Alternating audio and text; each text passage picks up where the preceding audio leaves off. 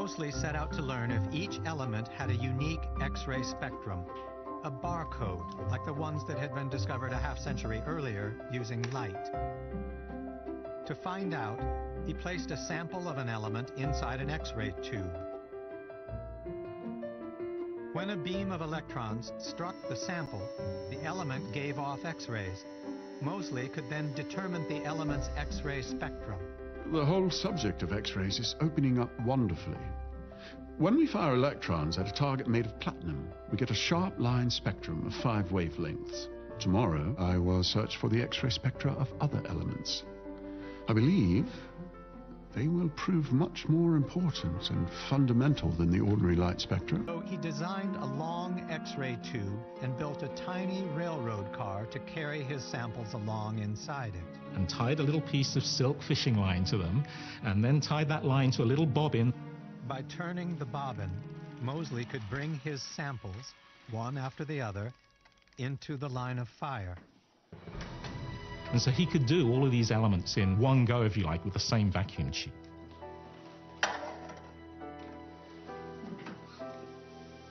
As each metal was struck by the electron beam, it gave off X-rays.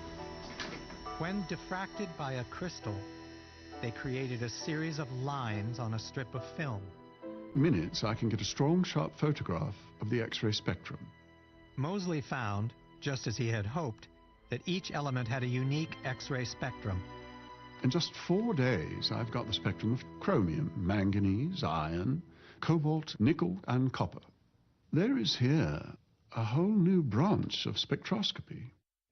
But not even Moseley expected what he found when he compared the spectra of all 10 elements in his series. The result of these measurements was absolutely extraordinary. He decided simply to take his photographic film and to arrange the film according to its frequency. Each piece of film represented a different element in his series. The frequencies of the X-rays that came out had an amazingly simple relationship. As he laid them out, one after the other, Moseley found that their dominant X-ray lines rose in frequency, step by step.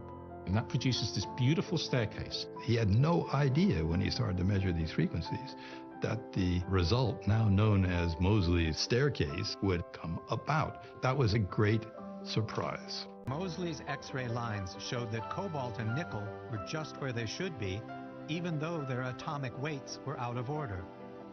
The conclusion was inescapable.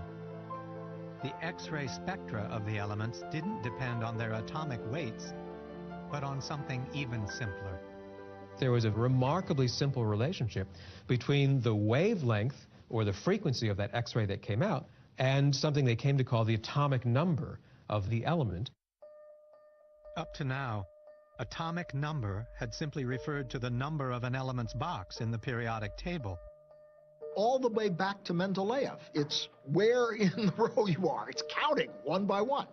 But Moseley's results showed atomic number was much more than a convenient label. What we have here is proof that there's a fundamental quantity in the atom which increases by regular steps as we pass from one element to the next. This fundamental quantity can only be the charge on the central positive nucleus. Moseley had discovered that the nucleus was not one big positive blob, but a collection of positively charged particles that increased in number with each heavier element. Building on Moseley's work, Rutherford would soon discover this next piece of the atom, the proton, and show that each element in the periodic table is defined by the number of protons in its nucleus, its atomic number. Our experiments show that the atomic number always increases by a single unit from element to element. For hydrogen, the atomic number is 1. For helium, 2. For lithium, 3, and so on. Moseley's discovery put the periodic table in a whole new light. For the most part, elements were arranged in increasing atomic weight. But that's not the real reason for that tremendous order that we find among all the elements.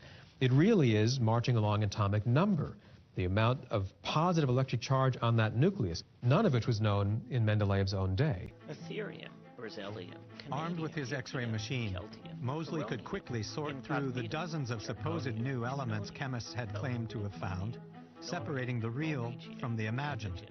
You could just distinguish between types of matter with a brand new technique, not dependent on their chemical properties, but by measuring the atomic number based on these X-rays. Moseley's X-rays allowed him not only to rule out elements that didn't exist, but also to predict what new elements would eventually be found.